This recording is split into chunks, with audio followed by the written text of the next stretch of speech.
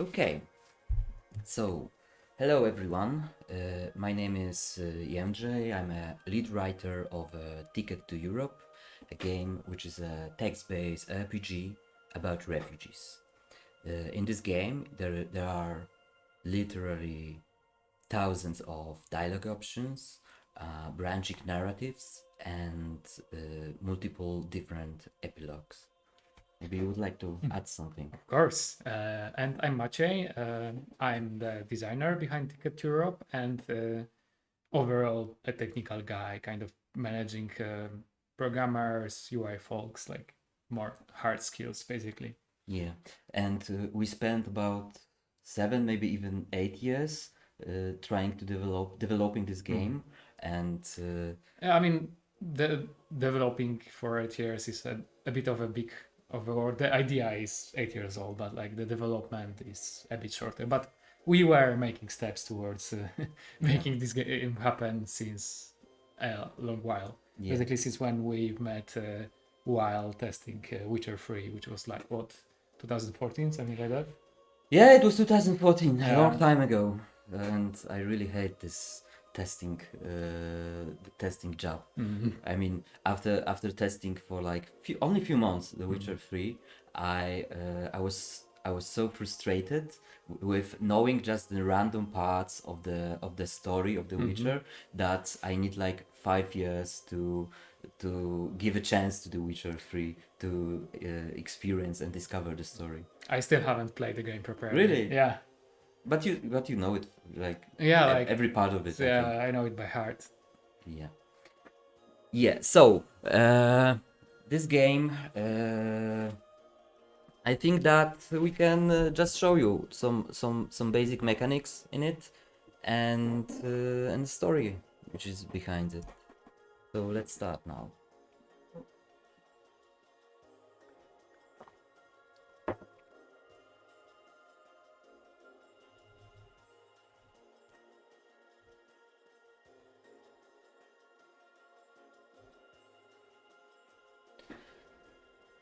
Yeah, so the game is hand-drawn with about 100 2D illustrations made by 2 graphic designers. And there is also a 90 minutes of original soundtrack in it, and pretty huge 1200 pages script I wrote during the writing process of 18 months. Which, I mean, it's not that long for such a huge script. This is quite the pace. Yeah, but I'm kind of guy who is addicted to writing, so I didn't feel like this was like something. I wasn't struggling with it. It was like my dream come true. Hooray! Here I am. I can spend 18 months of my life writing this huge story, and yeah, and somehow we managed to do that. So the game is, I think, about 10 hours in a single playthrough, but there something is like that. yeah, but there is so much content that we estimate that there is about 30, maybe even 35 hours of content in this game, and so you can like play for the third time this game, and you can still find some hidden scenes, meet new NPCs, discover some new epilogues and stuff like that. Because, Yeah, basically, there's a lot of mutually exclusive content. You can, yeah, like, many of the choices that you make, even in this demo that we will be playing, excludes you from taking many other paths, and depending on some choices, the story can really change. that's true. That's true. Okay, so let's start a new game here. And here are some notes for a prologue. You are a frustrated 30-something wannabe writer from Warsaw who decides to make something out of himself. You will amaze the literary world with your earth-shattering book about refugees. It will inspire crowds and galvanize hearts and expand minds and change the world in all the right ways. Before you prepare your Nobel Prize acceptance speech, there is only the trivial matter of actually traveling to Africa to gather some notes for the story. You have an ingenious plan to smuggle yourself onto one of the illegal boats that travel to Europe from the shores of Africa while pretending to be a refugee yourself. Surely nothing can go wrong, and you are not completely out of your depth. Surely, right? Sure. Yeah, so despite the rather serious subject we are struggling in this game, the script has a bit of dark humor in it, I would say so. Yeah, I would say so. We didn't want it to be too dry. You know, it's not a Wikipedia page about refugees as much as we want to give the topic the justice. We wanted to kind of introduce some levity to make the entire thing more palatable while at the same time not making light of the serious topic. Also, we didn't want anyone to be forced to learn about refugees, and even if in this demo there are playthroughs where you could not meet the refugees and not learn at all about them. You could get some like crazy stories, crazy adventures in a different continent in Africa, and not bothering about refugees. But if you want to, you can learn a lot from this game. Yeah, because the research was very deep. We even visit a Moria refugee camp on a Greek island of Lesbos, where we show the first prototype of the game to the refugees, and then after receiving feedback from them, we realized that this first prototype was like very naive, and then after a short mental breakdown, we started from scratch, and after deleting like 600 pages of the original script, then I sit down and wrote another, this time about 1200 pages of script. So there is a lot of story. There's a lot of story in this game. This is a very story-rich game. So let's go.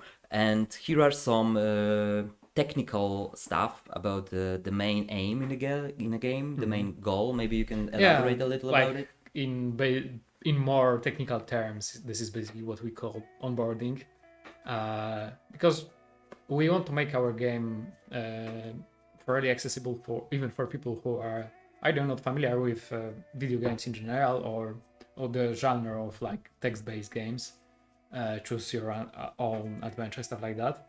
So we have this very short section. It's literally like 2 pages that introduce the player to the concept, while at the same time kind of keeping it light. We didn't want it to be just dry explanation, so there's obviously a bit of sarcasm and stuff like that. And it also introduces a very important concept, which is the notes, which is basically our spin on the achievement idea. Yeah, but I would call it like a meaningful achievement. Yeah, they actually influence what happens in the story. You collect those notes because you are a writer / journalist, and later on you can use them to craft your book, basically. But they are also they are in general a way for us to signify that you found something meaningful, interesting, sometimes bizarre, something of note. Yeah.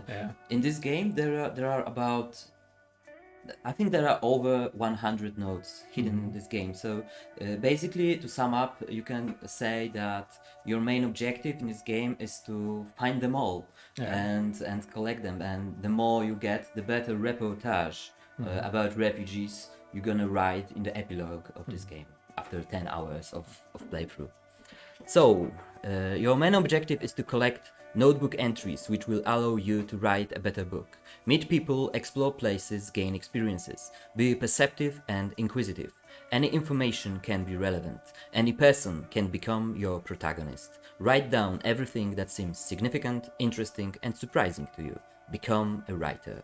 And here the actual game starts. And here we are with a prologue of the game.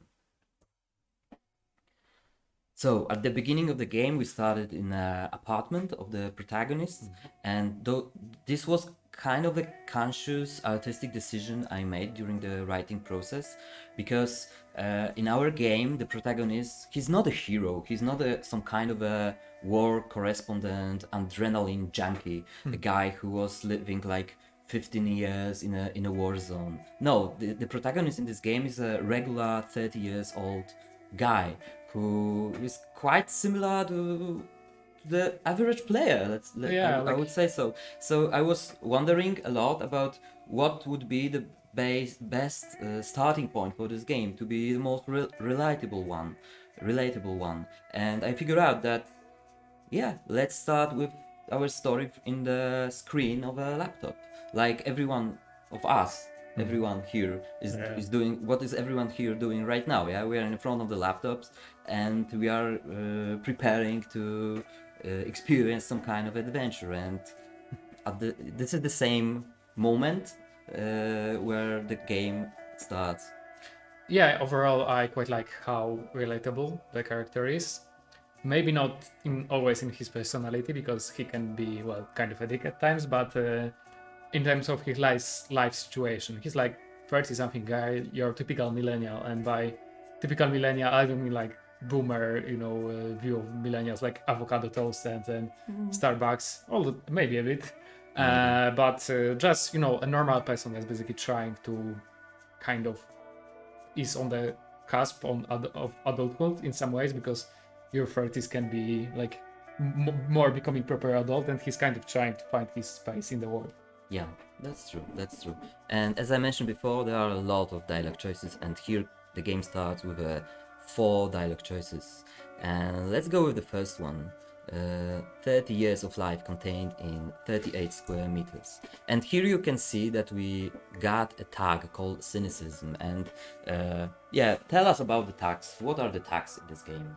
The tags are kind of this part character sheet, part inventory of our character, and overall, like, kind of, I would say, state that our character is in, whether it's state of what things they possess, how do they feel, things like that. The longer we play, the more tags we acquire. There's a lot of tags. Yeah, I would say that there are hundreds of tags in this game. Yeah, and they are quite very specific. Some of them are very specific, like cynicism right here, but there are even more specific tags. Yeah, and they all influence the story in some ways. Yeah, because depend on the tags you own, then in later in the game you will get different dialogue options to choose from. The path's gonna be different and stuff like that. Yeah. Or you, for example, you might be able to do something or do not, depending. Like, for example, if you are tired and you are faced with some tough physical tasks, it might be beyond your capability because of your tags that you've acquired. Yeah. Okay, so and here we are, and our protagonist is in his apartment preparing for a departure to Africa to make a research about refugees, and he's summing up his life in front of his laptop, and he's not very happy with it. Yeah. So what he is writing about himself. 30 years of life contained in 38 square meters. A little over a square meter for every year of my life. I wish I hadn't needed a mortgage. In fact, given the structure of payments and interest, the property will rightfully be mine in 15 years. In 2035 Anno Domini, I will be the proud owner of a studio apartment in Warsaw. Yeah, and let's go with a backspace, because I don't like this mental state we are going into in this playthrough. So I will go with and backspace this part. And here you see that the game is responding, and we are not a cynic. So I delete every word. Who starts a book about refugees with a glimpse into his own financial situation? Maybe instead of documentary photos from my expedition, I should illustrate the text with my invoices, bills, and a balanced spreadsheet. A very postmodern concept, a veiled critique of the West and the late capitalism in general, the triumph of form over content, perhaps. So, let's maybe go with the more focused on the refugees approach this time. Yeah. Let's go with that. Well, we are trying to write a story about refugees. And you can see now we got a tag called neutrality. It was 2014 when I first heard about the boats sinking in the Mediterranean, long before Polish journalists took note of the subject. At that time, news on refugees barely got through the mainstream media. The competition was strong. the war in Ukraine, Russia's annexation of Crimea, the Ebola epidemic. In this light, few cared about stories of illegal voyages from Africa to Europe. So, did you like this approach, Maciej, more, or what should we choose now? If I'm being honest, it's a bit dry to me. I mean, first of all, it's still a bit about him. Yeah. We wanted to write about the refugees, so maybe our character just cannot help but insert himself into the story. I mean, later on, literally. So, you want to delete it? Yeah. Okay. Let's go it all out. Let's go with deleting. So we are not a neutral kind of guy. I read the sentences I just wrote. A grimace appears on my face. It all seems to be so dry, as you said. Naked facts, no emotion. The text doesn't feel mine at all. It is a purely non-fiction piece, perhaps in the spirit of the Polish school of reportage, but completely unoriginal. I delete every word. And here we got 3 options. Where did the cat go? Or a new one. The second one is, why fool myself? I won't write anything today anyway, because our protagonist was so doubtful about his writing, so now the game offers us this new option here. Or I'm going to take a nap before my flight. And also, it's worth noting that we actually had 3 options of writing initially. And the character just because he started doubting himself, so he no longer can pick the third option. So what would you like to choose? Well, maybe we won't write anything else today. What do you think? So who fool myself? Yeah. Okay. Who fool myself? I won't write anything today anyway. My mind is too excited about the prospect of the upcoming journey. I am hours away from looking into the eyes of the people about whose tragedy I have been reading about for several years. This encounter may inspire me to finally write a good book, make me experience something real for once, or help me prove to the world that I am worth something. Well, let's maybe actually try to write a good book because, we just deleted every word we just yeah, wrote. maybe this is what we need. Maybe we need to change our scenario. Maybe we cannot write anything good in Warsaw. Okay, let's go with it. Yeah. An important piece based on real experiences, one which would touch upon the major problems of today's world. An embodied reportage about refugees, instead of another literary act of self-pleasure, instead of a story about not leaving one's apartment, and we still didn't leave our apartment. Yeah. Yeah. Fixated on the daily mundane tasks. Perhaps I will finally be able to escape the egocentric perspective of a European who is bored with his own affluence. So, my intellectual elation is interrupted by the cat. I feel something rubbing up against my foot. So, the fluffiness of the cat's fur, or there's my boy. There's my boy. I always go with the first one, so let's go with the second one just to mix things up. Sure. There's my boy. Just like he trained me. I gave Engels a scratch. And Engels is actually the real name of the cat, one of the 2 cats are living with me. And Engels got this name. I didn't give him this name. I already inherited him with this name. And this is a funny story why this real cat is here in the game, because during the writing process, which was, as I mentioned, 18 months, I was so possessed with writing, so probably I didn't pay enough attention to this cat, and maybe also he was a little bit jealous of my writing addiction. Let's call it by the name, and he was like jumping over and over and over on the keyboard. So at some point I realized that, okay, Engels, if you care so much about the script, so I will put you into the game as one of the NPCs. And I literally mean he's an NPC because you can translate it into a non-personal cat. Yeah, that's pretty accurate. Yeah. It was maybe a little bit dry joke, but I like this joke. Okay, let's go. I give Engels a scratch. First at the back of his neck, then on his head, and finally his favorite place, which only his most trusted friends are allowed to touch. the fur of his face, on his face. Petting a cat resembles a trance or meditation. It reads the mind of any unnecessary thoughts. What is left in the pure physical act of direct contact between two living beings? Okay, I have to say that I am really deeply connected emotionally with this cat, as you can see in this writing. That's sweet. Okay, so I wait for a blissful purr, or I think I'm going to take a nap before my flight. This is the last time we will be in our bed for a while, so maybe to speed up things slightly, we should take a nap. Really, we won't wait for a blissful purr of my beloved cat? Well, it's not literally your cat, it's the character's cat. He just happens to be named the same way. Those are the problem when you start to put something from your life into some kind of an art. It's the reality start mixing. It's so mixed. Yeah, but this is So kind of mixed. what I like about this story. Like, we put a lot of ourselves into this game. There is like, it's not unfocused because the refugees are still right in the center, but like in the small borders there is a bit of like creating this game, a bit of our lives in Warsaw stuff. Okay, like let's go for a compromise Yeah. and let's wait for a blissful purr here, and then we will speed up a little Sure. bit. Okay, thank you so much.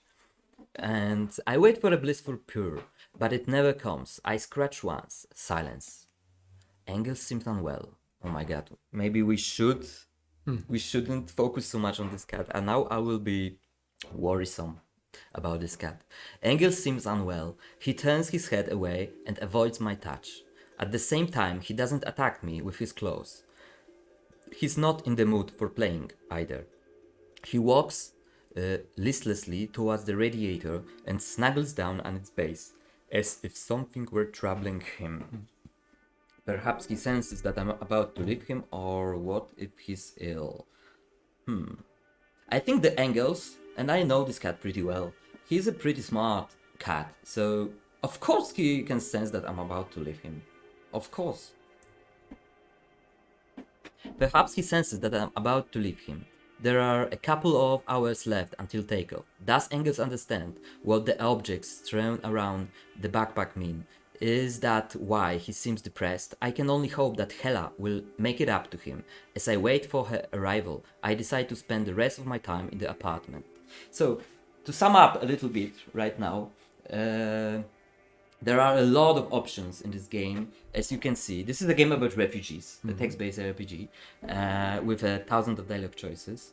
But we were streaming for like 20 minutes, and we are still exploring the apartment of the protagonist before his departure to Africa. And we plan to departure as soon as possible, so we will go to the quickest possible path right now. But just to show you how much options there are in the game, then there are also 3 other options, and in this game you could like play on your PlayStation, which is kind of a meta-contextual experience. Like, you are playing a game where the protagonist is playing some other games. Yeah. You can read the news, so you can knew more about refugees, or packing, so be preparing for your journey and be kind of a responsible guy, responsible journalist, as you play in the game as a journalist. And you can be a responsible one, but you can be like also some crazy rock and roll Hunter Thompson gonzo journalism style of a journalist.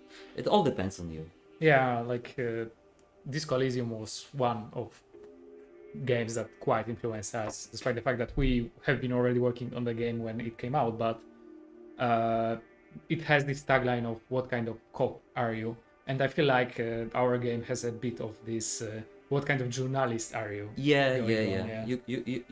Yeah, because you can be professional and responsible, and you can still like have a lot of interesting experiences. It's not boring either. Or you can go wild, like Jędrzej said. Yeah, but this time we are going straight to the Africa. So let's take a nap. A nap. I need to save my strength before leaving for Egypt.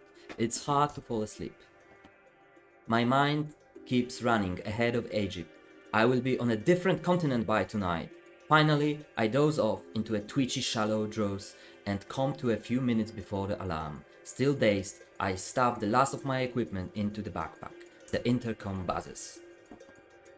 When I hear the buzz, I freeze. It must be Hela. She's here to pick up the cat, like we arranged. It's been 2 years since I last saw her. I got over her and built myself from the ground up. But I still hold a grudge. And now we are just a few flights of stairs from another meeting. When I look into her face again after all the suffering. So, 3 options. What should we choose? Good question. Well, I mean, it seems like she. I'm using a bit of my spoiler knowledge, but the character seems to be, basically the relationship was pretty rough on him. So maybe let's take out our frustrations on her. Our frustrations. Okay, let's go with that. I didn't check this path for a long time. I will take out all my frustrations on her. She left me when shit hit the fan in my life, emotionally. She didn't have my back when my friend was dying. She chose comfort over the man she supposedly loved. I can hear footsteps in the stairwell. I wait at the door. It draws me like a magnet. Should I shake her hand or kiss her cheek? Offer her coffee or get it over with and forget it? The doorbell rings. I open the door. Hela looks older. She is older, of course, but it is not about maturing. She just looks unwell, tired and almost unhappy. Hi, she says. I will grab the cat and go. Maciek's double packed in front of your building. Here we go. As soon as she opens her mouth, she brags about someone waiting for her. She's dealing the cards, as usual. Let me just put Engels into his crate real quick, I tell her. You haven't done it yet, huh? She asks with what seems to me as a passive-aggressive aggression in her voice. So, 3 options here. How are you gonna respond to that, Maciej? We are in a hurry, and I think it's gonna go faster if she just helps out. I'm sure she's experienced with handling this cat. So you are doubting in our protagonist's capabilities. Mm-hmm. Okay. Yeah. So you can put him in yourself. Yeah, right? No, No? do you want to help? Do you want to help? Okay. So you want to do it together with her? Yeah. Okay. Just for the sake of, convenience. Not... Hela seems caught off guard by the question, but she agrees. We catch the cat in silence and lock him in the crate. The old routine goes like clockwork. We have it down to every little move. Back then, when we did it, we would have a little playful back and forth. Today, gestures and rituals have replaced words, and they awaken memories. We'll get going, she says. It was nice seeing you. Mm-hmm. She holds her hand out to me. Should we shake it or we don't move? Don't move. Don't move. Okay. Yeah, let's double down on... Okay. I don't move. I still remember how much I suffered because of her. I don't forgive that easily. Hela withdraws her hand. She stares at the floor, flustered.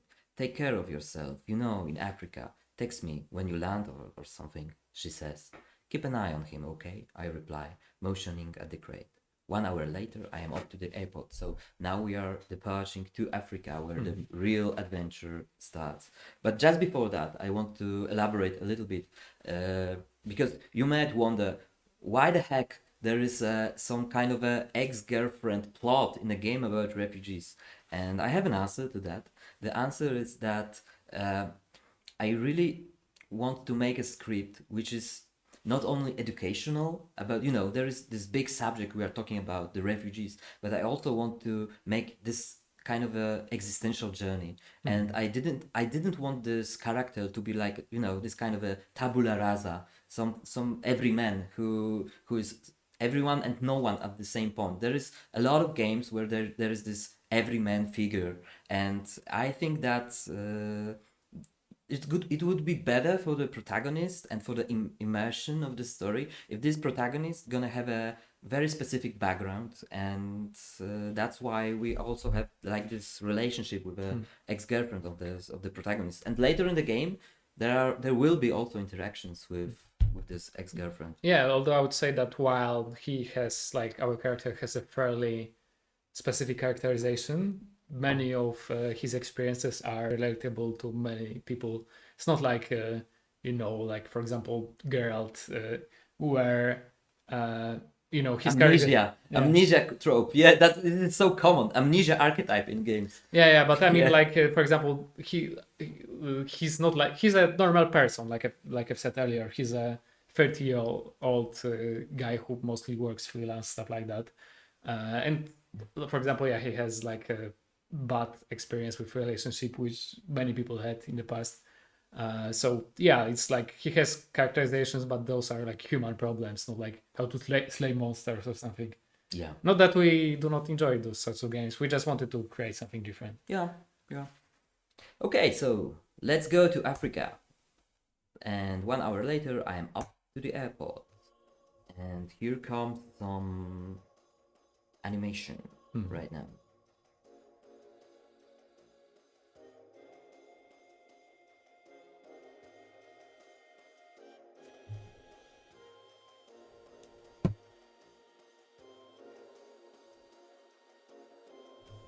So, oh, this is my name, by the way. Yeah, I wrote the game. And that's me. I have designed it with some people's help, but started on my own. You wrote a lot of documentaries. Documents. Act 1. Click here to proceed. So here we are in Africa, in the city of Alexandria in Egypt. And here we are. Chapter 2, Alexandria, Day 1. Borj El Arab Airport in Alexandria. The lounge is rectangular, spacious, and 10 or so meters tall. Its interior bright with natural light entering through the glass walls. The colors are muted, mostly beige, light brown, and various shades of grey. Here and there, a palm tree sticks out of a cube-shaped flower pot, an attempt to animate the otherwise bland space. So, this is the airport, yeah? And as I mentioned before, there are like 100 hand-drawn illustrations in the game, and Yeah. and some also maps and animations of us traveling through this story. Yeah, and you will see many of them even in this demo. And yeah, like great props to our two lovely artists who managed to create so many cool illustrations. True. So, what are we going to choose here? The Mediterranean vibe puts me in a vacation mode, or this is the new reality? I think this is a new reality. Our character has never been in Africa before, so Okay, it's quite new to them. let's go with that. European tourists who made up the majority of the passengers on the plane now seem like an exotic respite from the ubiquitous sight of men in tunics and women in hijabs. Looking at them, oh, I feel apprehensive or I'm fascinated. I'm fascinated. I think there is a reason why we Okay. went here. I'm fascinated. I look at all the Muslims I pass. I have no idea what their stories are. Contrary to what I expected, only some have their faces covered. Still, I feel a great sense of mystery. In Europe, I would learn to label people quickly. Pink hair? She must be a women's rights activist. Work-worn hands? I'm sure he voted for conservatives. I see, I judge, I forget, and I move on. And here it is impossible. For some reason. Each face is an enigma, a puzzle I want to solve. An ordinary walk around the airport suddenly becomes an exciting odyssey. Traveling is a bit like childhood. You see more. Your perception is sharpened by a true curiosity of the world. And this is just the beginning of my adventures. Yeah, this is actually quite an interesting point that he says, because we've done some traveling recently as well. We were promoting our game at EGX London, and this was first time for me in both London and UK in general, and I definitely felt this childlike wonder, which I have not felt in a while. So yeah, and this is actually one of the things that I think we are trying to capture with our game. This kind of emotions, mental states. I mean, come on, this is not only about educating people about refugees and informing about social issues. Those issues are in the game despite everything. But we also want to capture the zeitgeist, the emotions, the Yeah. mental states. Especially like the spirit of travel, Oh. like how it feels to The visit for. adventurer's call. Yeah, Let's yeah. call it like that. Yeah, and so according to my itinerary. Oh, and we've got a new node, and this is the first node we've got. And yeah, Maciej, tell us a little bit more about nodes in this Sure. game. So like we said earlier, nodes are kind of basically what we call achievements with gameplay meaning, in the way that our character is a writer, so they are continuing to gather all sorts of nodes which usually signify some sort of interesting or meaningful experience, and the more nodes we gather, the more interesting book can we craft, because later on, as you will see, we will have options to expand on those nodes and kind of permanently enshrine them as a part of our book. And the more nodes you gather, the more options you have, and the more interesting anecdotes and themes you can include in your book. So basically, it's, among other things, your goal is to collect as many nodes as possible. Yeah, and there are like more than 100 nodes hidden in this game. So we just got one, we just collected one, and there are more than 100 yet to go. And some are very obscure, like you have to make very specific choices to get them. True. So your main aim is to collect as many as possible these nodes. So according to my itinerary, I have nothing else planned for today. On the margins of my research notes, alongside the underlined phone numbers, I only find a short reminder from my publisher, a subtle suggestion to call my fixers and set up some meetings once I have landed. The first one, I check out the second set of contact details, I think back to my conversation with the publisher, or I study the research dossier first.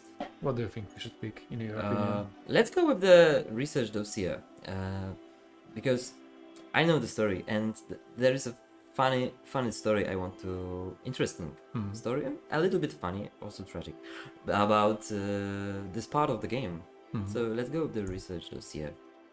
I studied the research dossier. Oh, sorry.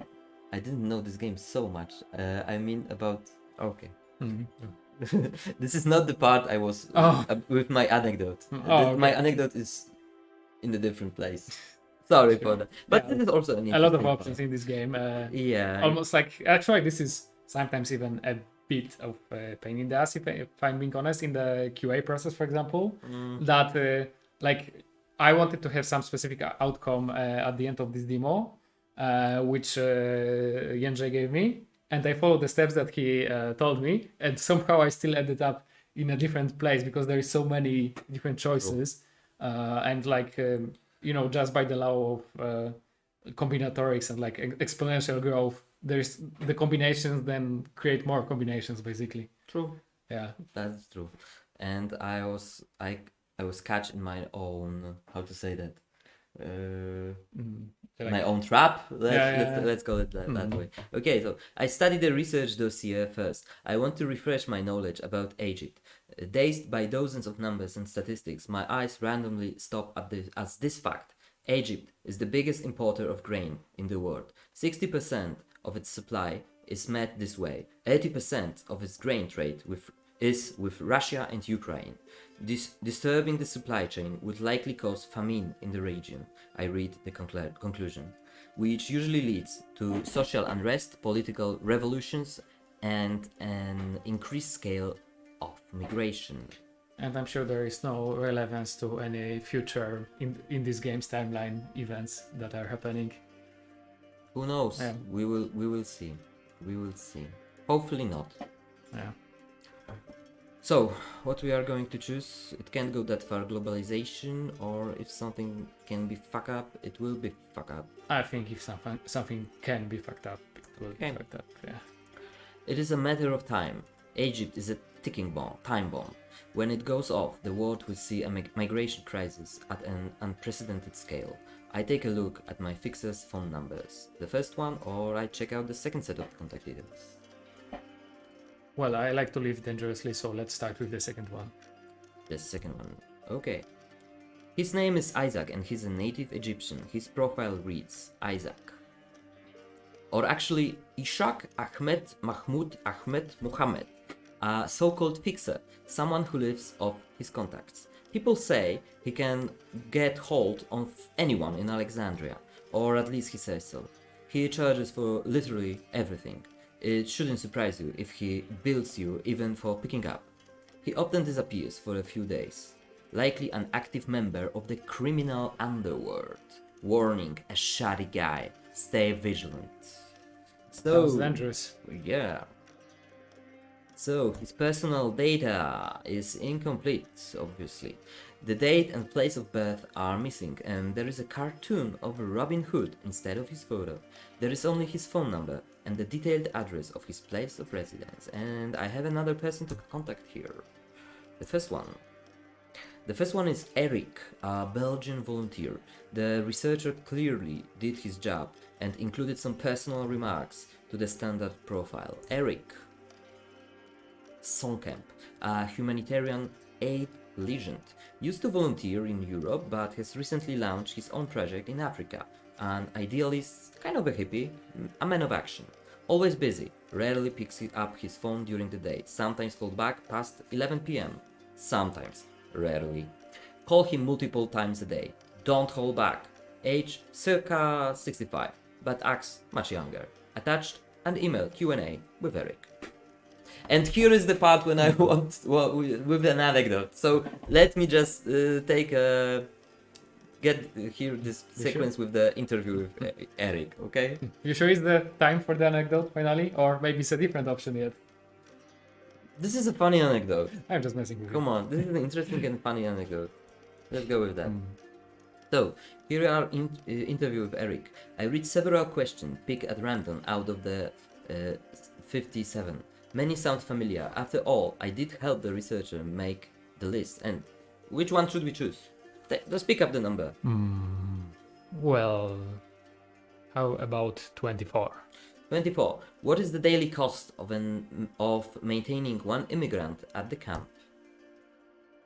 Answer. They are refugees, not immigrants, and you can Google it. Come on, another number. Well, I am 30 in a month? So let's go with it. 30. Oh, 30. Yeah. Do you know any examples of the refugees' creative work, such as songs, poems, drawings? The answer is yes, all of this. And there is an additional question. If so, which ones? Come and see for yourself. Maybe we will. Number 8. Number 8. What are the potential dangers for people sailing on a boat? The answer is sinking and drowning. That's very surprising. That's true. Okay, let's go with the spicy one, 29. 29. What would happen if someone in the camp were a member of ISIS? No answer. 13. Okay. What do refugees eat on their journey? Answer, they do not.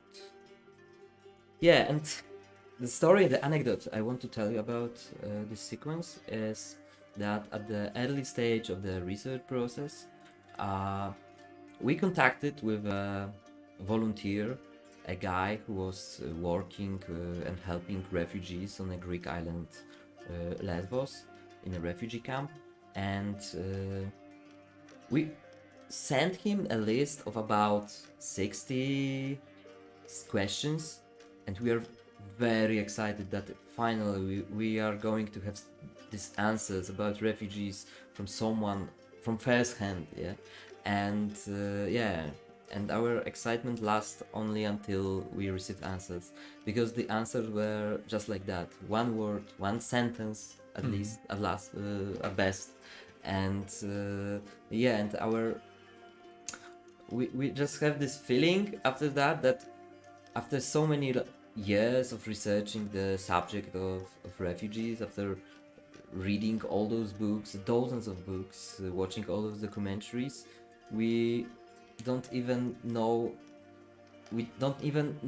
how to ask questions worth a proper answers. Yeah, let alone get answers. Yeah, and there was a short mental breakdown after that, but then in the final version of the script, we just put this sequence. So those are like actual questions that you've asked. Yeah, they are literally the same. There are there were the. I asked these stupid questions to this very experienced guy, and those are the answers he gave me. And now you can feel what I felt in this game if you choose this path. And yeah, that's a true story. Yeah, but it does also kind of illustrate how hard it is to learn about this very complex happening just by listening to news or even reading books without actually seeing it with your own eyes. And also we wanted in this game to portray this process that it is not something simple to go to the different continent to meet people from the different cultures and learn about them and then write a reportage about them. This is a very hard process, and at the beginning there is a lot of room to when your expectations are confronted with reality, and sometimes it seems that you are naive, but even the naive questions leads sometimes to some not so stupid conclusions. Yeah, like it's a part of the process. Even in a way, by learning those stupid questions, we did learn something at least. Yeah, and we got this thing. And like they say, admitting that you don't know something is the beginning of learning. So true. We kind of have our beginning of learning. Yeah. So the other questions and answers are written in a similar vein. Eric usually gives short yes/no answers to my 3-sentence inquiries and mini essays. If he has to write a whole sentence, he disregards style, grammar, and punctuation. So, what are our what do we think about him? Well, what do we want to kind of take more of an assertive approach towards him later on, or kind of just defer to him? I don't know. We're gonna find out. Well, let's go with what an arrogant prick. Okay. Yeah. What an arrogant prick. This is actually not what I'm thinking about this guy, but let's check. Me neither, but also our character, can be sometimes immature, so it does make sense. It's true. It's true. They would go for that. Yeah, because we didn't want to force you with some conclusions about any topic which is in this game. We just give you freedom of choice. Yeah, there's a fairly wide array of things that you can do. You can be a nice person, you can be kind of a dick, you can be just more of a cold professional. Yeah. Okay, I know the type of a sensitive egomaniac convinced of his own moral superiority. I am almost sure that for him, humanitarianism is a mere pretext to look down on the rest of the world. He can't be taller than 1 meter 70 centimeters. I do appreciate the sheer insecurity that is flowing through this option if we pick it. Yeah, the character is clearly projecting. Yeah, a lot of projection. So that's it, nothing more. That's all the materials I have got to read. There is only one thing left. I need to answer the simple yet fundamental question at this stage of the trip. How will I spend my first day in Africa? At the back of my head, I still have my publisher's ominous warning not to fuck around. My itinerary includes just 3 days in Egypt, and the budget is not made of rubber, as Jędrzej likes to say. So, time to get to work, or fuck that, let's wing it. Let's get to work. We do not have much time here in Alexandria, so we have to make best of it. Okay, let's go with that. But if you choose the different options here, there is a whole storyline which is completely different than the one we just chose. You could having some kind of a crazy party, drinking with some random people here, meeting some backpackers, and a lot of things can happen, not related to refugees at all. Yeah. So, but we choose the different path. I have no time to spare. The sooner I get to the refugees, the faster I can find a boat and cross the Mediterranean and get back to Europe, finish the book, and go back to my former life. The one I have just escaped by going to Africa. But maybe I won't have to come back. What if the book becomes a bestseller and this is my life now? A never-ending book though. Motivated by the vision of a better future, I decided to called Eric. I think he's more of a reliable contact, and also, you know, Yeah, because Isaac is like a shady guy, a part of the possibly the part of the criminal underworld, yeah, and start writing right now. I mean, about what? We Yeah. just experienced some moments on the airport in a different continent, which Exactly. is not much at and this we moment. also kind of just learned that we know fuck all about this whole situation. So maybe interacting with criminal underworld folks from the get-go is just asking for trouble.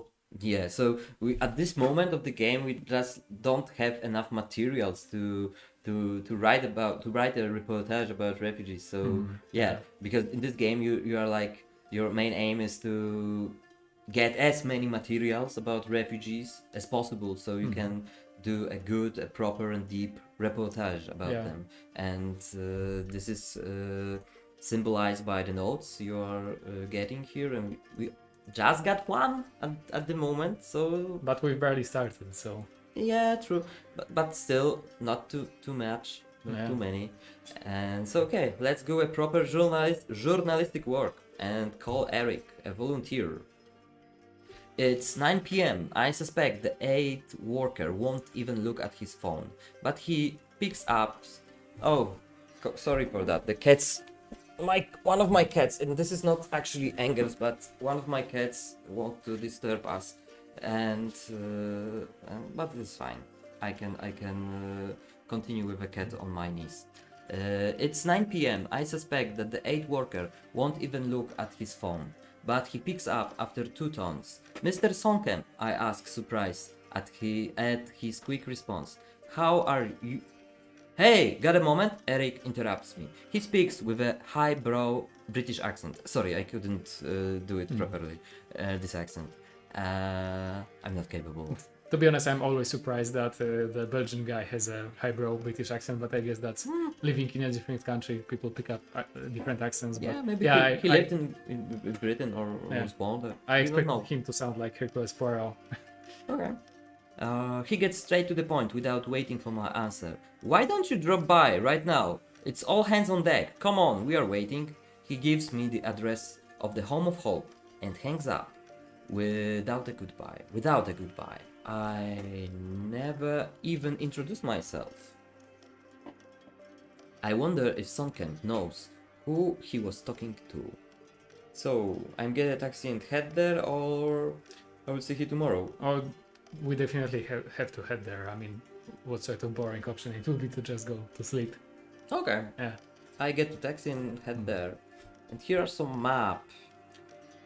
Yeah, so we do have lots of those really pretty illustrations, but we also want to give the player a bit more of a spatial feel where they are, especially since the game takes place in real world and in real locations. So I think it's kind of cool to give the player an opportunity to explore, different countries, different cultures.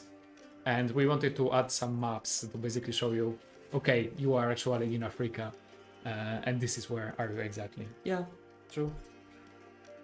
So, here we are in the taxi. I disregard the inflated prices and get into a taxi at the airport car park. The young driver, a kid no older than 20, belongs to the new generation of Egyptians. He speaks English no problem and understands me immediately when I give him the address. However, unlike old-fashioned taxi drivers, he doesn't even try to be sociable. The moment he pulls out of the car park, he starts blasting American rap, black gangsta beats from the Bronx. So, I listen to the music, I try to talk to him or admire the landscapes. Let's try to talk to him. Yeah, Maybe we can get some information about the place or about even refugees here. Yeah, if we can get him to talk, probably he will. He might know a lot because he is obviously driving a lot around a lot of people who are traveling. Yeah, so let's go with that. Let's try to talk to him and maybe extract some information about refugees if we can manage to do that.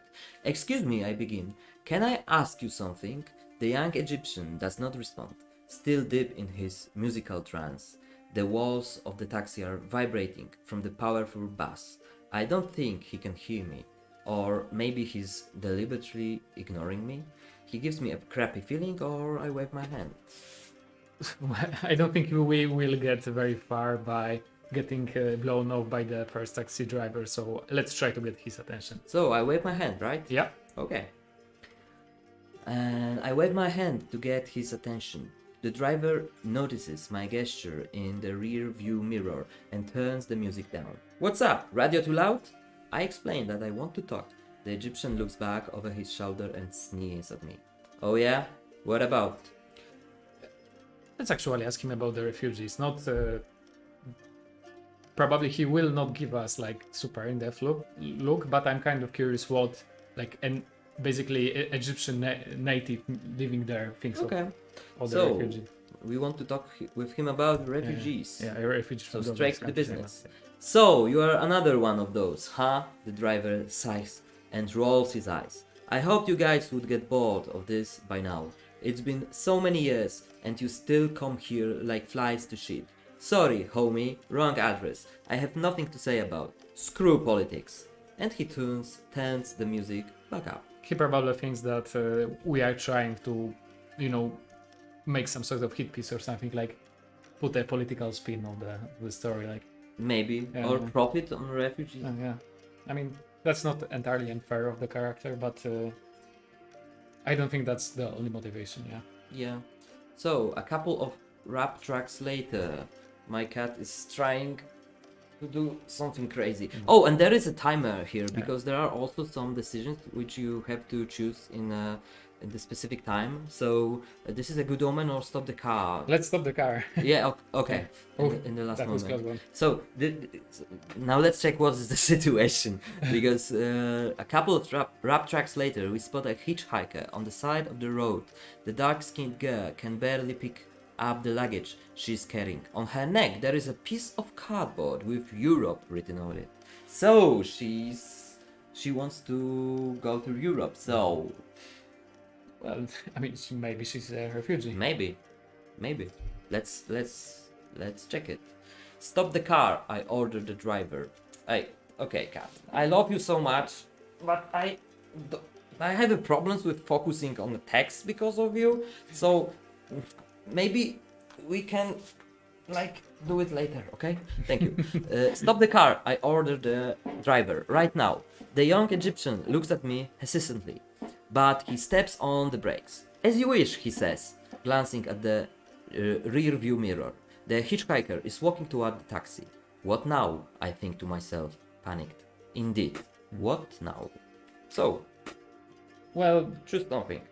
I think if we want to get her to talk with us, just asking her for an interview in the middle of an empty road, maybe it's not the best way to do so. So maybe let's offer her a ride, and maybe we can chat up her on the way. So, I offer the woman a ride to Alexandria, right? Okay. She frowns and apologizes in surprisingly good English. I won't help her much. It's harder to hitchhike inside the city. She prefers to stay here and wait for someone traveling longer distance. Besides, Alexandria is too close to even start a proper conversation. Interesting. I was hoping to talk to her myself. So yeah, we got to. Oh. Yeah. So, what did you want to know? I ask her. I'm just interested in refugees, she explains. Are you planning on leaving Africa? Leaving? I'm sincerely puzzled. I just got here. I thought you were a refugee. A refugee? The girl laughs. You are mistaken. I'm a Danish reporter, or half Danish to be precise. My dad was born in Turkey. I am traveling along the land trail from Africa to Europe. I want to experience firsthand the kind of struggles of the refugees are going through. So, she's a competition or she's a friendly soul? What do you think? Well, I don't think she has literally the same idea for the book. At least I hope so, because it's very dangerous and what we are doing is not entirely reasonable. So maybe she's just a friendly soul and not a competition. Okay, let's go with that. She's a friendly soul. I tell her that I am actually doing something similar, except I am focusing on the sea crossing. We talk for a few minutes with the meter ticking away mercilessly. Finally, we hug goodbye and exchange phone numbers. I get back to the taxi. 15 minutes later, we arrive at the address. Home of home. So we are finally here at this We made it. place where this guy called Eric, who is a volunteer helping the refugees. So maybe finally we will meet some refugees here, right? Well, let's hope so. And you can see the place right here in the illustration. There are about hundreds of this kind of hand-drawn 2D illustrations in the game. And by the way, if you pause here for a second, Yeah. you can see, for example, here there's this little small icon because we, as we've said earlier, the player can make a lot of choices, and many of those choices influence the story. So in this case, we've kind of ended up here, and because we've picked Eric as our kind of fixer. And there are some points where we kind of want to give the player a bit of feedback. Basically, you've made a significant choice, and now there is a consequence of it. So we show those sorts of icons. There is more than one of them, but yeah, pretty much. And also, it's not all that you see. There's a lot of stuff under the hood that we are keep track of, and that might sometimes influence the story more or maybe less obvious ways. Yeah, basically. Yeah, that's true. Thank you for this elaboration on this feature of the game. Yeah. So, at first, I think that the drivers confused addresses and brought me to some sort of a squat, an artistic social center. There are around 30 people moving around the yard of a rundown single-story building, which probably used to be a car mechanic's garage. They are talking, listening to music on their phones, smoking cigarettes. Some are napping on blankets and spread out in the shade.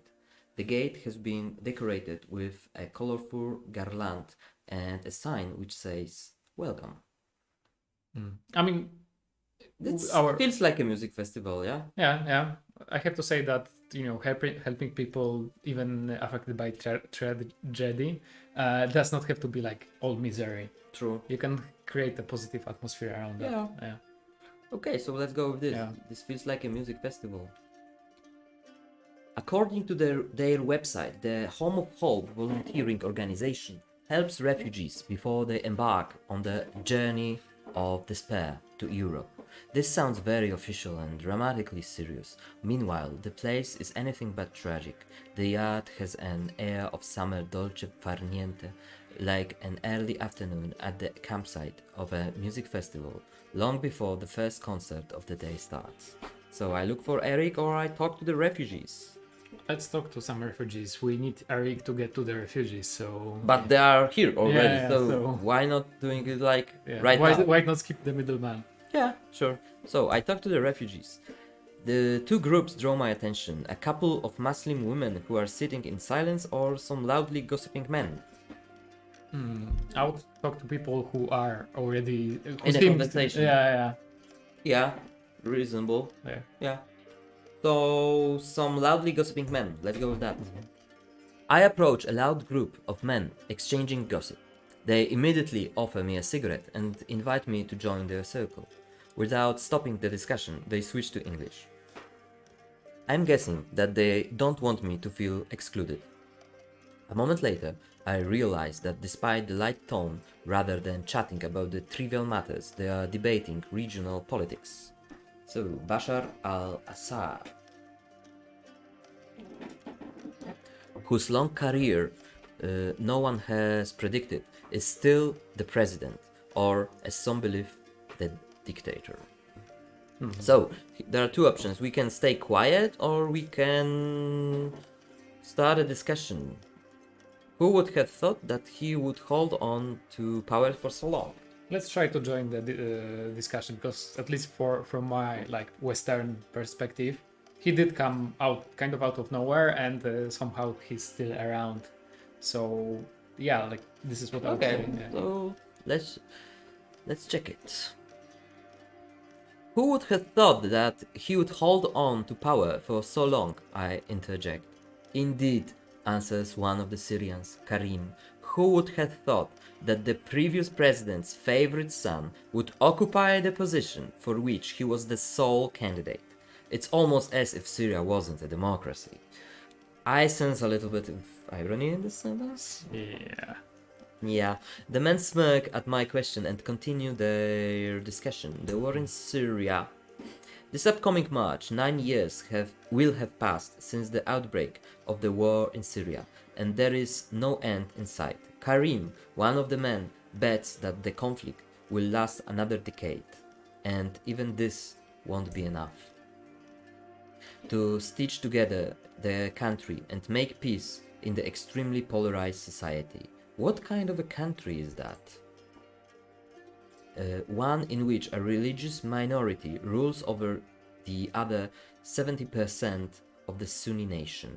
On the other hand, the ruling Alawites also have a long history of persecution and suffering. No wonder that they were fighting to the last drop of blood. They are afraid of retaliation from the Sunnis. Syria will either fall apart or continue this war into eternity. So we can interject into the discussion once again and say, after all, one cannot maintain the unity of such a multi-ethnic country, or we could keep our thoughts to ourselves. What do you think? What should we pick?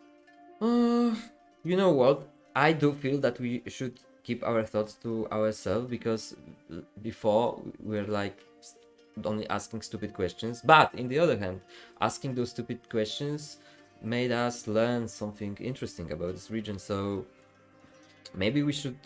Yeah, so go maybe for let's double down, and I mean, we cannot make any worse impressions, so might as well Okay. continue in this road. Okay, so let's go with Yeah. that. After all, you cannot maintain the unity of such a multi-ethnic country, I argue. This is how it ends when some colonial bureaucrat uses a ruler to draw national borders. But you can, Karim protests. For centuries, Syria had been multi-ethnic and multi-denominational, he continues. Just like the entire Middle East. Note that it's been a long time that the Middle East has seen a civil war other than the Syrian one. Now, if you are thinking of the Israeli-Palestinian conflict, that's not war, that's occupation. By pointing to ethnicity and religion as the sources of the Syrian war, we are oversimplifying or actually even mispresenting it. Oh, she did elaborate a lot about it. The war started after the regime's bloody revenge on protesters, Karim tells me, and the neighbors have been meddling in since the very beginning. What's happening in Syria is a prime example of the modern war by proxy. These battles are being fought by Russia, Turkey, Israel, the Saudis, the States. They need a throwaway place to test their guns and train their soldiers. Plus, they are destabilizing the region and sucking out their oil. 2 for the price of 1. The Syrians finish their cigarettes. Oh, and we got a new note. And for once, it's something. About actually refugee situation, yeah? Yeah. Could you like remind us about what are the notes in this game? Yeah. So the notes are pretty much the way we track of information that our character collects in order to craft their book. They are a bit like achievements in other video games, but they also have actual gameplay influence in that they not just signify like some important events or some important information that our character has acquired, but also later on we actually get choices which notes we want to include into the book that we're working on, because one thing is actually collecting the notes, and then we can choose on the themes on which we are actually which we want to include in our book, basically. And the more notes you have, the more choices you have. So basically, it's desirable to be inquisitive, to try to learn as much as possible about the Middle East, the refugees. But not just that, you can also like find some interesting anecdotes that you can put into the book, make it more interesting, stuff like that. So yeah, basically notes have a lot of influence, and there is a lot of them. Yeah. Okay, thank you for this Very detailed elaboration on the mechanics of notes. I mean, I am a designer. I cannot help but over-explain things. That's literally my job. Yeah. Okay, so let's go and see what happens next. The Syrians finish their cigarettes and put them on the soles of their well-worn shoes. They suddenly get serious. All right, enough of that relaxation, says Karim. Let's talk serious business. Wasn't that serious business? Yeah, I would go with that. Yeah. They were like literally talking about discussing the politics and the war situation in Syria for like last decade in this Yeah. country, and this wasn't a serious matter. So what is serious for them? That, Karim shrugs, that's just the daily stuff. You get used to it after a decade. The front line moves 5 kilometers to the east, 5 kilometers to the south. A bomb explodes here and there. What's the difference? It's like talking about the weather. There's always some sort of weather. What can we do about it? There are so many other things we have a bit of little influence over. Those are worth talking about. Like what we are having for dinner.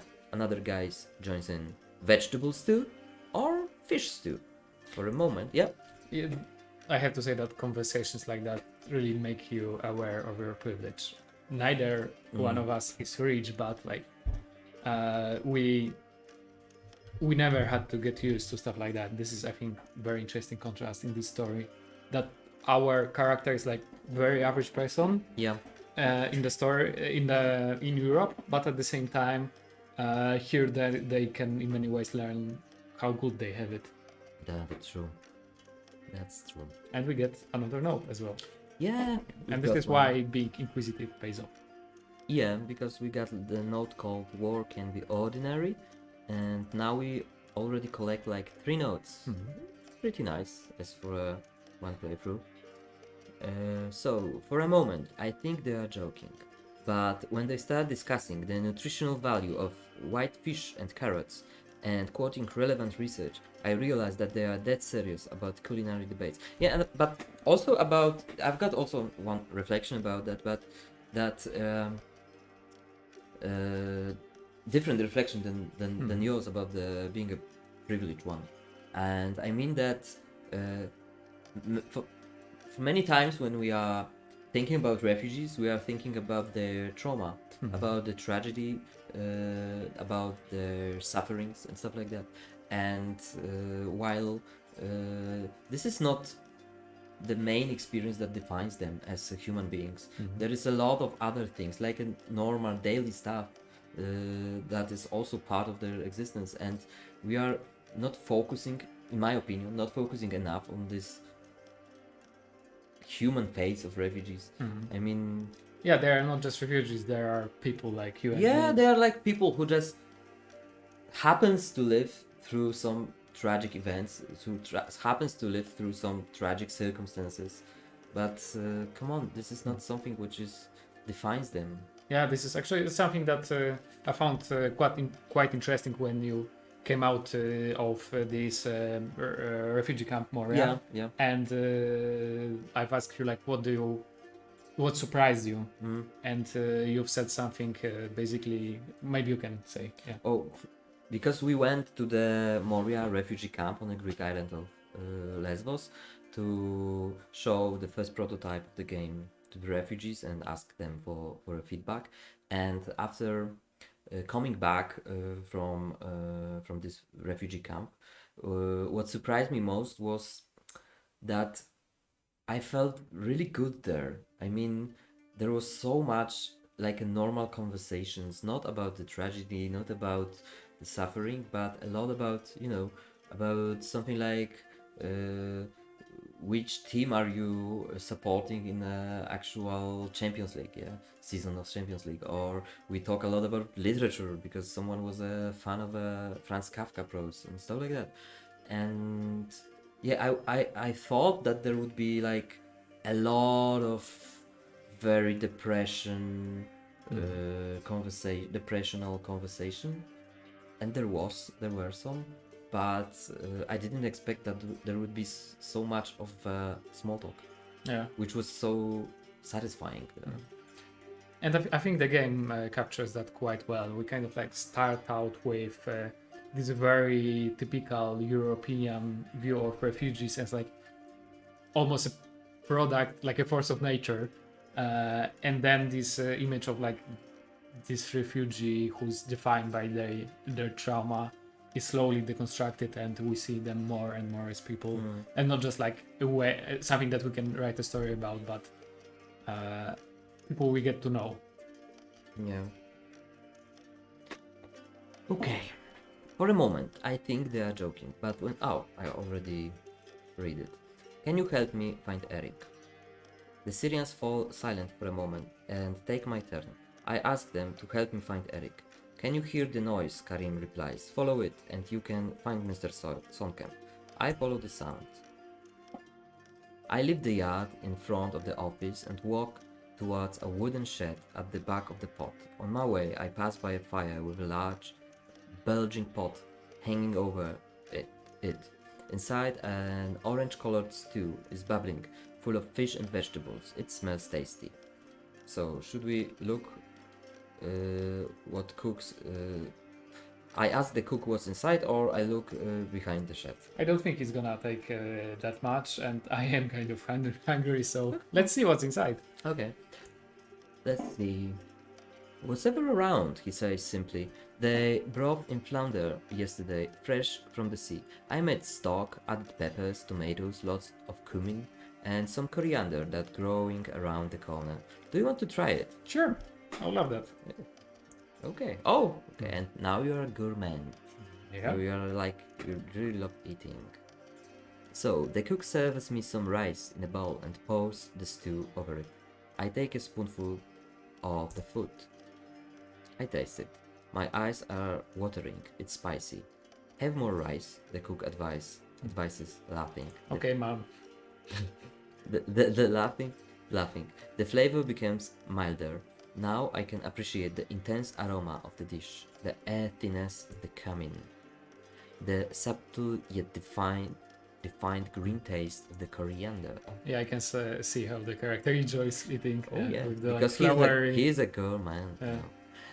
The meatiness of the delicate fish, delicious. And you got a new note, which is not about refugees, but about the Egyptian. Yeah, but maybe we can like cuisine. insert it as a light-hearted anecdote to you know, kind of lighten up before some more serious stuff. So I eat it all, not leaving even a single grain of rice. I thank the cook for the beautiful meal. Full and happy, I continue my search for Eric. I look behind the shed. An older guy with long, graying brown hair is standing there with a chainsaw in his hand, trying to start it back up.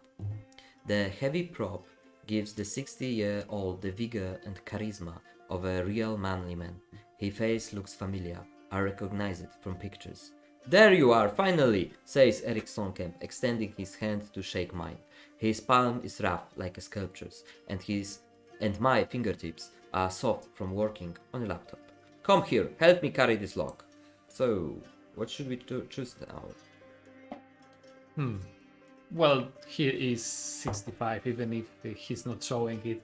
So we don't want him throwing his bag before we even talk to him. So let's help him out. Let's help him. I help him roll the 2-meter long log off the pile. Good, now hold it for me. Eric turns on the saw. He doesn't wait for my signal, just begins to cut. See how smoothly it goes through? We are cutting lengthwise. This will be great for construction. So I try to talk or I focus on the work. He must know a lot about refugees, so let's try to get as much information as we can. So we try to talk. Yeah, let's try to chat him up while working. Okay. The rumbling whir is making my eardrums explode. Despite this, I try to talk, but Sondkamp silences me instantly. Focus on the work, he tells me. I focus on the work and do it as instructed by Eric. Turn it over. I turn it over. Pull. I pull. Move it. I move it. Splinters are getting into my soft hands. They are not used to physical labor, but I say nothing. Finally, we are done. The log has been cut into neat blocks. Good, now you know how it's done. See that pile? Sonken points to a dozen similarly massive logs. Work them like I just taught you, and then we will talk. It was okay to help out a little bit, but we did not came here to volunteer. We Yeah. so yeah, I came here. And to... maybe he is taking a little bit advantage in this situation. Like he got the information we needed about refugees, and he needs our our hands to get dirty in the manual work. Yeah. So maybe let's. There are boundaries. Let's cross one. Yeah, let's be a Right here. I came here to talk, not work. Not do woodworking. I will manage myself then, Eric shrugs. What do you want to talk about? I'm thinking about how I want to play this. Eric already knows that I'm planning to pose as a refugee in order to cross the Mediterranean Sea. I am sure he takes me for just another journalist who comes to Africa to see the scale of the immigration crisis firsthand, writes about it, publishes the text, and then forgets all about it. For him, people like me are a dime a dozen, and yet he's always helped them. What is he going to say about my idea? And our idea are pretty crazy because we want find refugees and then find smugglers and then get smuggled together with refugees through the whole odyssey of refugees from Africa to Europe through the sea, via the sea. So this is kind of a crazy stuff. But I think we should tell him the truth because he knows so much more about this stuff than us. If we try to lie, I'm sure he will see through us immediately. Okay. If you think so, let's go with that. Sonken turns on his saw. The rumbling whir drowns out my words, making my eardrums explode. I am almost screaming that I am trying to find a refugee who is going to introduce me to smugglers, so that we can cross the sea together. Eric kills the engine. Finally, there is silence. Woodwork relaxes me, he says, throwing quartered logs onto a separate heap. A man feels he's doing something tangible, real. It is the same thing with refugees. That's why I'm here, because I want to do something that will have a tangible impact on the world. Do you understand? And not waiting for my answer, as is his custom apparently, he turns the saw on and gets back to work. He must not have heard me at all. So, either that or he didn't listen. Should we try again or wait for him to take another break? Last time we put our foot down, it did seem to work, so let's try it again. Let's try again. I try to scream over the small engine, to a similar result. Eric pulls the saw aside, mops the sweat off his forehead, and tries to catch his breath. He's tired. Listen, friend, he says, looking into the distance. I have no time to chat today. If you can't help me, at least don't distract me. Come back tomorrow, if you find the time. And then he gets back to work. Maybe I was mistaken about him being a useful contact. Maybe we should have went with his... With this shady guy, with this so-called fixer guy called Isaac, but we choose this contact. But who knows, maybe there's better ways to befriend Eric as well. Maybe. Not if I I know if there are, but I won't spoil it. Okay, as I'm the writer. And then he gets back to work. There is nothing else left for me to do than to head to the hotel. Maybe I will do better tomorrow. I check in at the reception desk and get a key to my suit. The publisher's gone really all out. My hotel, located in central Alexandria, is one of the best in the city and even has a pool. I take the lift to the 9th floor. Now that I find myself in this tiny, close, familiar space, isolated from the exotic stimuli, my adrenaline plummets. I realize how terribly exhausted I am physically. At the same time, I feel an intellectual excitement. My thoughts throb in my skull. Finally, I have a moment to digest and sum up today's experiences. A desire to write is rising within me. I cross the corridor and open my door. It is a modestly sized suite with a sea view. On the horizon, Strings of red lights from the ships anchored at the bay glimmer, an upside down night sky. Before I start writing, I unpack or I make myself a drink. So, We are going kind of for more of a professional playthrough here, even if our attempts are not always successful. yeah. So let's unpack first, maybe, before getting wasted. Okay, let's go with Yeah. unpack. I unpack my backpack. I can't work in chaos. First, I need to organize my space. I put my clothes in the wardrobe, place the notebooks neatly on the desk, and plug in my phone charger. A notification on my phone tells me that I have 3 missed calls on Skype from Jędrzej. That's my publisher. I suppose to call him as soon as I reach the hotel. So, should we call him back or just start Yeah, let's writing? go with maybe he cares about us deeply and is very worried. Okay, let's go with that.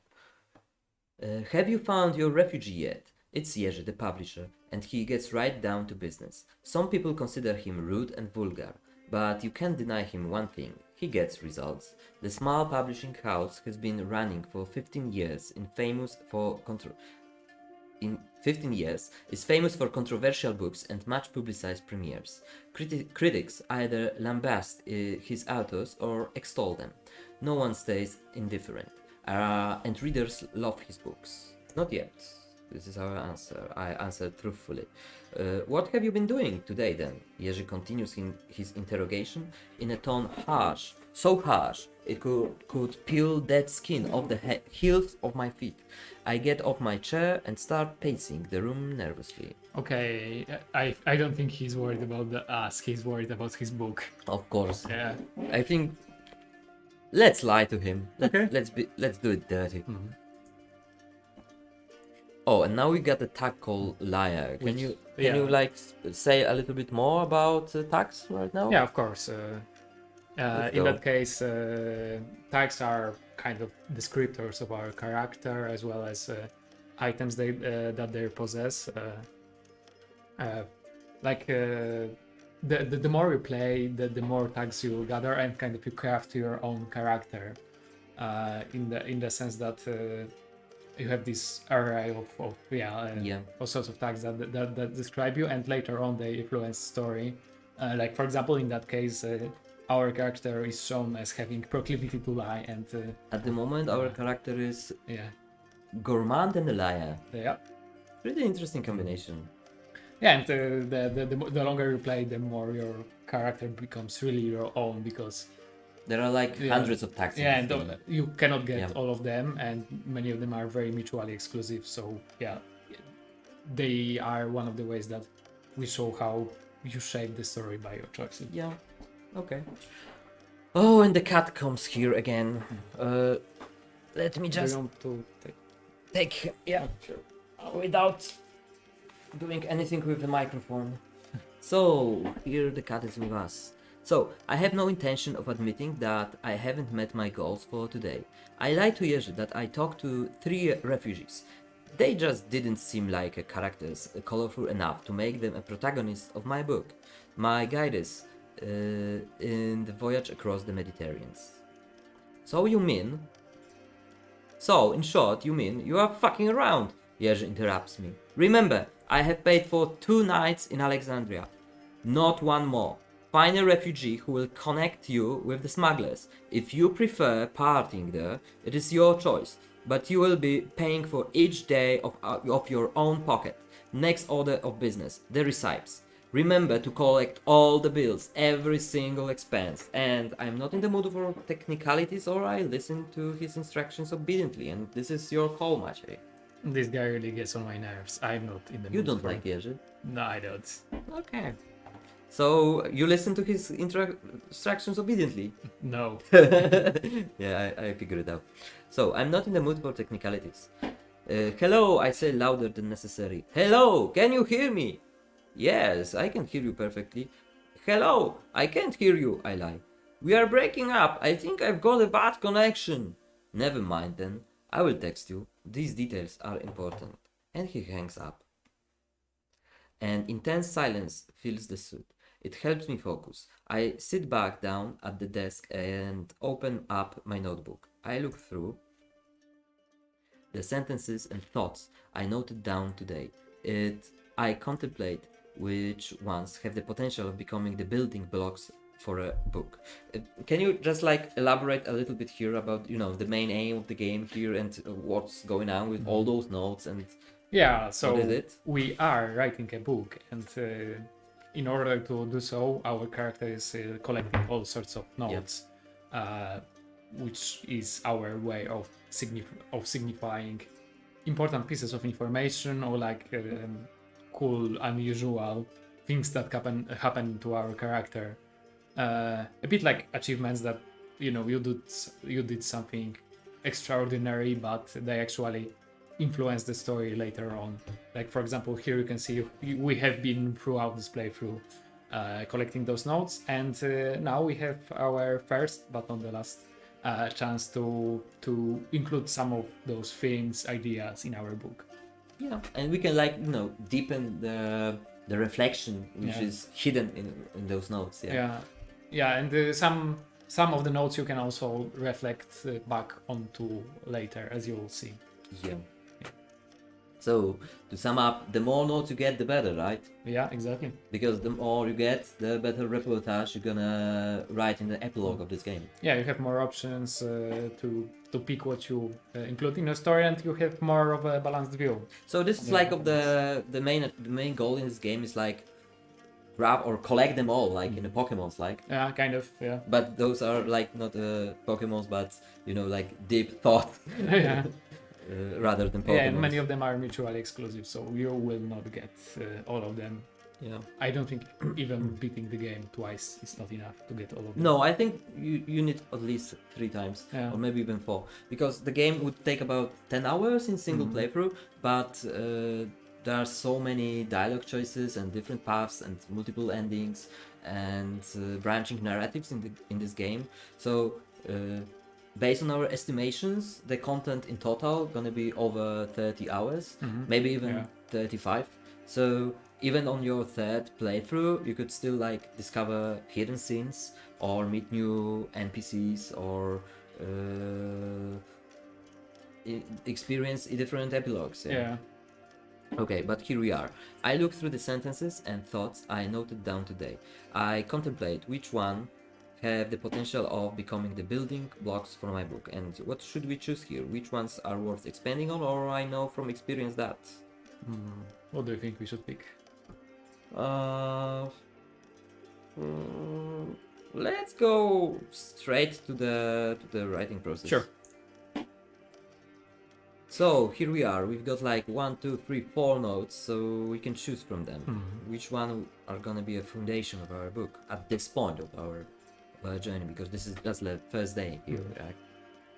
And in the game, the demos ended here after the first day, but in the whole game, there's gonna be like 2 in-game months to play. Yeah. And I think in many ways it feels even longer to the character because it's quite the journey. Oh yeah, that is a life-changing journey. Yeah. Yeah. So this is not just like 2 months sunbathing on the beaches of You can visit like 5 countries here and cross the sea in a very dangerous cruise. No, not a cruise, like how to call it? An attempt to cross the sea. Yeah. Yeah, exactly. Very dangerous one. Together with refugees on a smuggler's boat. So, which one should we start with? Egypt first impression, the Gordian knot of Syria, war can be ordinary or Egyptian cuisine. Let's start about Syria since... this one, right? Yeah, I think it's okay. One of the most interesting things that we learned so far. Okay, so remembering what the Syrians at the Home of Hope said about the war in their country, I opened the browser to get up to speed. I jot down the dates and the most important turning points of the conflict. I read the latest news, the research. Takes about an hour of my life. Afterwards, I feel even more lost in the intricacies of the war than I was after my visit at Home of Hope. So let's move to another entry. So I read through my draft a few times over so that I can enjoy the melody of the sentences. then I wonder if we would like to expand, if I would like to expand on something else tonight. So Maybe a bit about our first impressions from Okay. Egypt. I don't think it's gonna be like very original, but I think it could help us kind of get the reader in the right mindset. okay. I try to recall my first impressions after landing in Egypt, and the airport was no different from what I have seen in Europe. I describe the airport in detail, or I focus on the people. So, which one would you like me to choose? I think people are what make the place unique, especially in such a space as an airport, which kind of almost strives to be non-distinct, Yep. universal. What makes it different is the people that visit there. Yeah. Okay, so let's focus Yeah. on the people. I write a paragraph portraying the people I met. I looked for some universal themes which would connect the Muslim and the European communities. So let's move to another entry. Yeah. And as you can see, this part of the game is like a summing up what happened in the last episode, let's call it, Yes, exactly. or in the last day of our journey. And we can kind of explore our thoughts on earlier events, because not always you have a chance to reflect on something No, very much because in later depth. in the game there Yeah. would be no chance at all because Yeah. the journey gonna be so dangerous. Yeah, and things are happening so fast that Yeah, this is just I don't know that like the first day, and yeah. the protagonist didn't experience too much, so he's like exploring his own depth. Yeah, Yeah, and he does not know what's in store for him. yeah, So he's still very chill about everything. yeah. So let's go with another note. Egyptian cuisine, your gourmand, Sure, why not? or work can be ordinary. I kind of like the other option, not to obviously make light of the first option, but since our character likes food so much, maybe he just cannot stop himself from starting his He preferences. I mean, like he must to reflect on the cuisine first, so then he can, like properly focus on the real stories of refugees. Exactly, he needs to get kind of like out of his system. Let's be like this kind of a character we are role playing here. Egyptian cuisine. It's been a few hours and I can still faintly taste the fish stew. He's a real gourmand. Yeah. And what are his reflections on that? You don't need expensive ingredients, complicated recipes, or culinary certifications to eat well. Good food is based on fresh ingredients and the cook's love for the craft. I have eaten my fair share of stews in my life. For some, I have paid inordinate amounts of money, but no restaurant meal has matched this simple dish, cooked in a back-end pot behind a shed. It was made with love, not for money. Then I copy a detailed recipe for the today's stew, so not to forget about it. I mean, food is kind of this universal experience as well. So maybe it is kind of like a way for people to, I guess, see a different side of refugees by like seeing what they make. What they but eat. I do feel that the protagonist at this moment, the way we roleplay him, is a little bit maybe a little bit too obsessed with food. Yeah. Maybe, but maybe he's like lovely, just lovely. I think that's enough for today. Maybe let's not like overstuff our book. No, let's go with the last one, okay? Okay. Oh. I just want this one to check it. Work can be ordinary, or you don't want it? I was thinking maybe we don't want to overstuff our book. With random things, and we already put so much. Okay, if you think so. I mean, if you disagree, we can go for it. Yeah, let's go for it. Okay. I remember how the Syrians at Home of Hope talk about war as if chatting about the weather. Over the years... Yeah, you want to say something about this?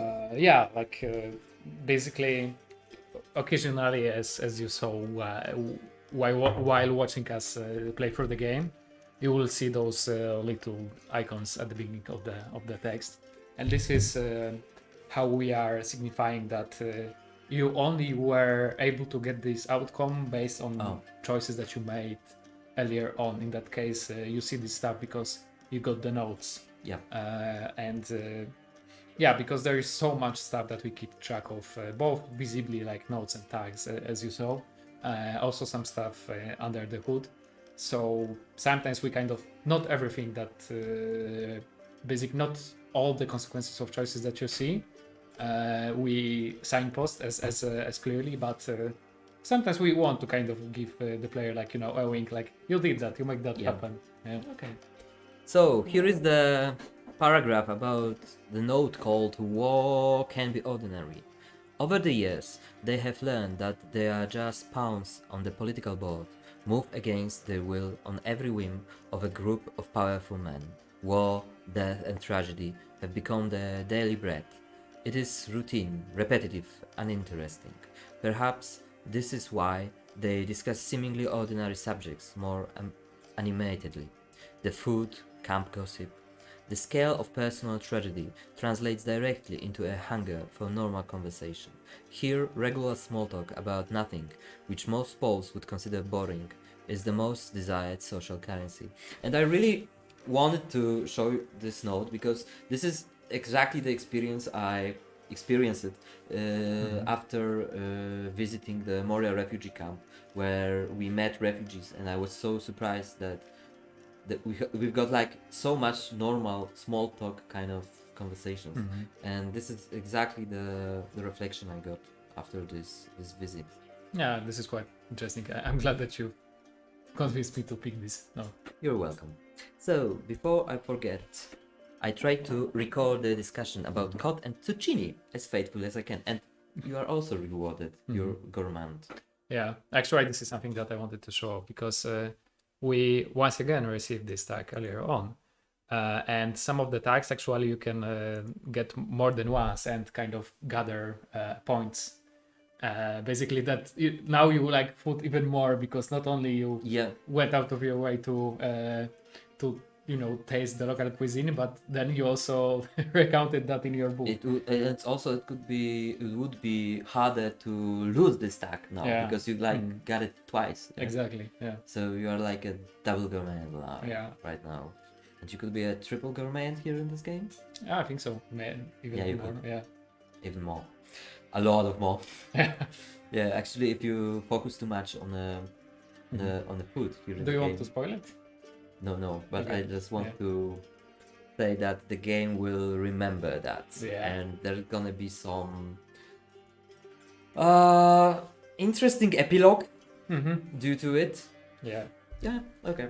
So those were the whole 4 notes we gathered, and we got we worked on all of them. So that's enough for today, I think. Exactly. I close my notebook and put my pen down.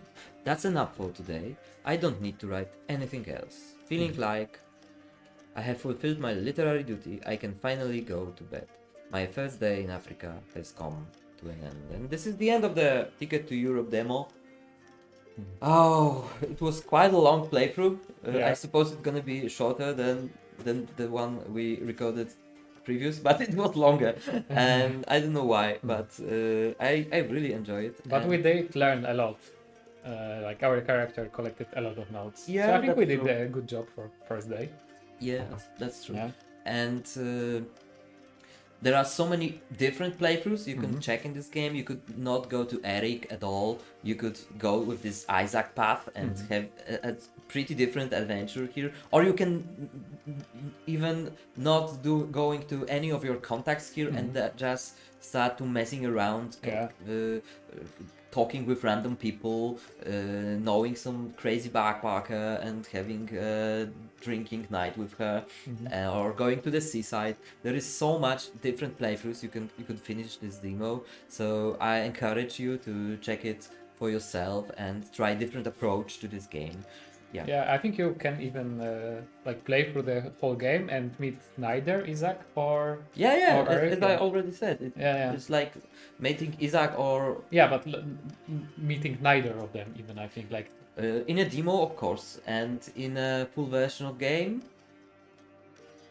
I don't want to spoil. Okay, yeah, that's fair. Okay, and this demo was like 5, maybe 8% of the whole playthrough in the game. And but my point was basically that there is so many options, and you have like this whole fleshed out characters with backstories and even illustrations, as you saw, which you can completely skip.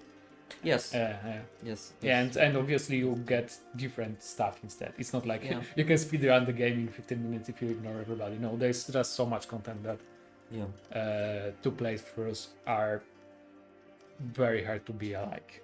Yeah. So this was a streaming of Ticket to Europe. This is an existential text-based RPG about refugees with thousands of dialogue choices, branching narratives, and different epilogues. The game is inspired by true stories of refugees because we visited refugees in Moria refugee camp during the research process.